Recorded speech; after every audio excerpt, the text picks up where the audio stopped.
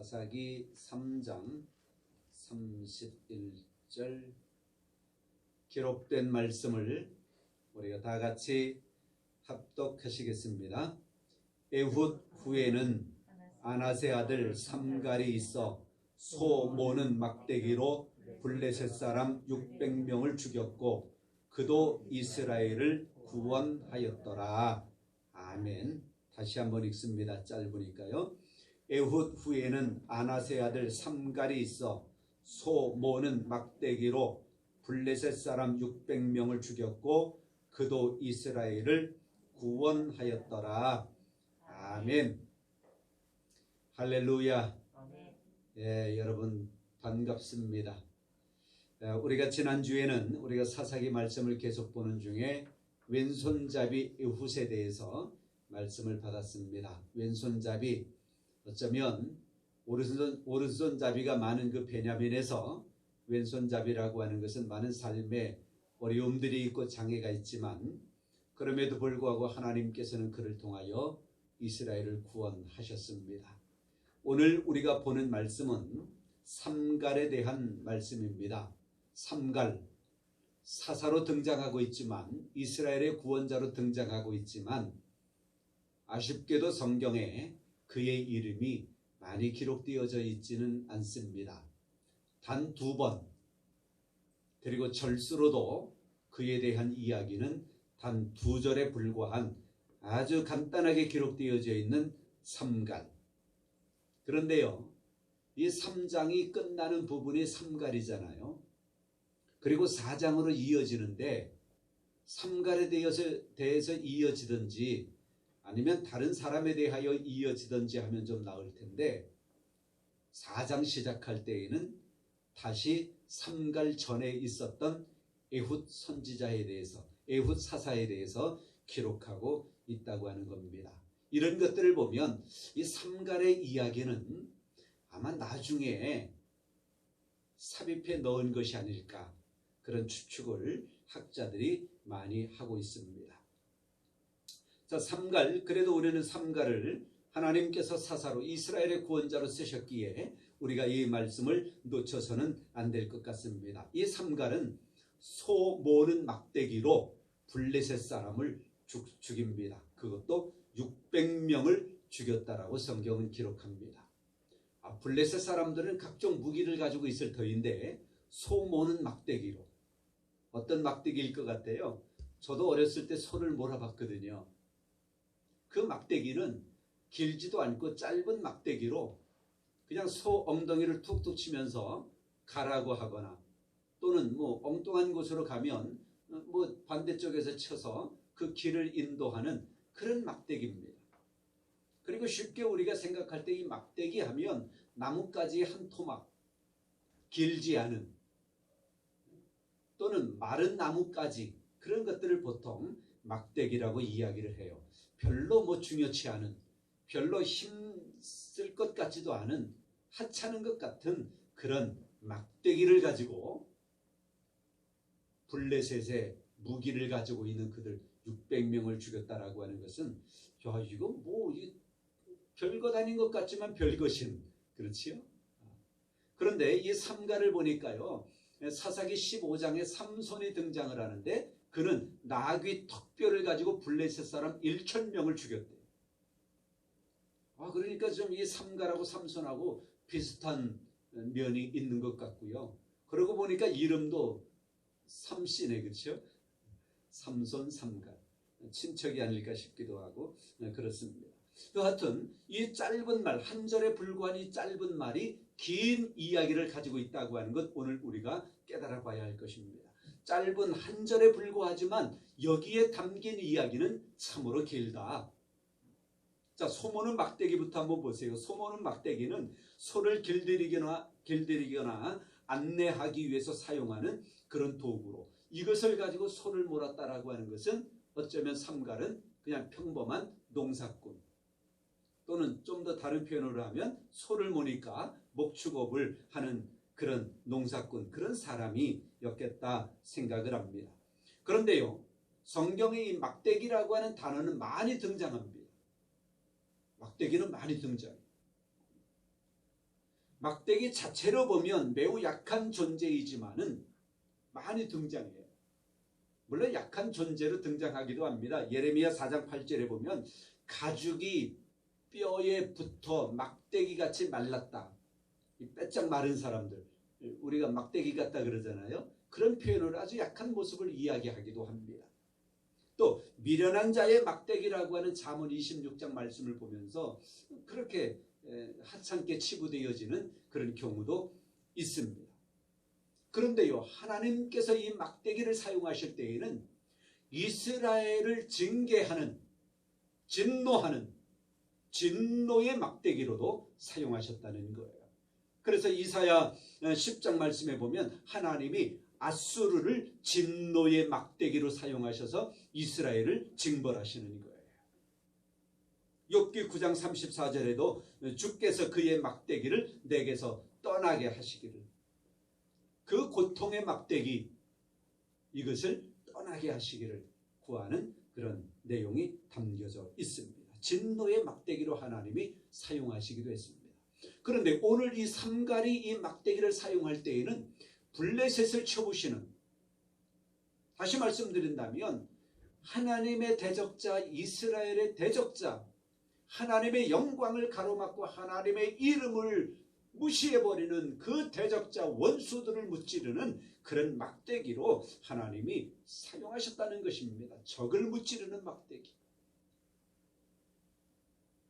이미 우리가 말씀을 보았잖아요. 그 가나안 골짜기에는 철병거를 가지고 있는 그런 주민들도 있었잖아요. 블레셋은 이미 철 무기를 가지고 있는 그런 사람들이었어요. 거기다가 막대기, 이 짧은 막대기, 한 토막 떼어지는 막대기가 무슨 소용이 있겠어요. 그러나 하나님께서 사용하시면 막대기가 아니라 그 어떤 것이라도 적을 무찌르고 원수를 굴복시키는 무기가 될 수 있다고 하는 것 기억해야 합니다. 하나님의 손에 들려질 때에, 하나님이 사용하실 때에는 매우 강한 막대기가 될 수 있다는 것이지요. 우리는 시편 23편을 통해서 이 지팡이와 막대기라고 하는 그런 구절을 여러분들이 암송하기도 하셨을 것입니다. 주의 지팡이와 막대기가 나를 안위하시나이다. 사무엘상 17장 말씀에 보면 다윗이 골리앗을 쓰러뜨릴 때에 골리앗은 구척 장수에다가 갑옷을 입고 있고 투구를 쓰고 칼을 들고 있는 그 골리앗을 향하여 나아갈 때에, 물론 물맷돌로 그의 이마를 맞춰서 쓰러뜨리지만 그는 막대기를 가지고 나아간다 그랬어요. 너는 칼과 창을 가지고 내게 나왔지만 나는 만군의 여호와의 이름으로 나아간다라고 하면서 막대기를 가지고 나가는 거예요. 그 용맹함, 하나님의 손에 들려질 때에 그렇게 강한 것이 될 수 있다라고 하는 것. 여러분은 하나님 앞에 어떤 존재입니까? 여러분을 만약에 막대기로 비유한다면 여러분은 하나님 앞에 어떤 막대기입니까? 매우 연약한 가죽이 뼈들에 붙어 막대기같이 말랐으니라고 하는 것처럼 그런 막대기, 미련한 자의 막대기, 또는 다른 사람에게 해를 입히고 다른 사람을 고통스럽게 만들고 다른 사람을 힘들게 만드는 그런 막대기, 그저 지나가는 사람의 발에 밟히면 뚝 하고 부러지고, 지나가는 길 가는 개구쟁이들이 발로 뻥 차면 이리 구르고 저리 구르고 아무 역할도 하지 못하는 그런 막대기.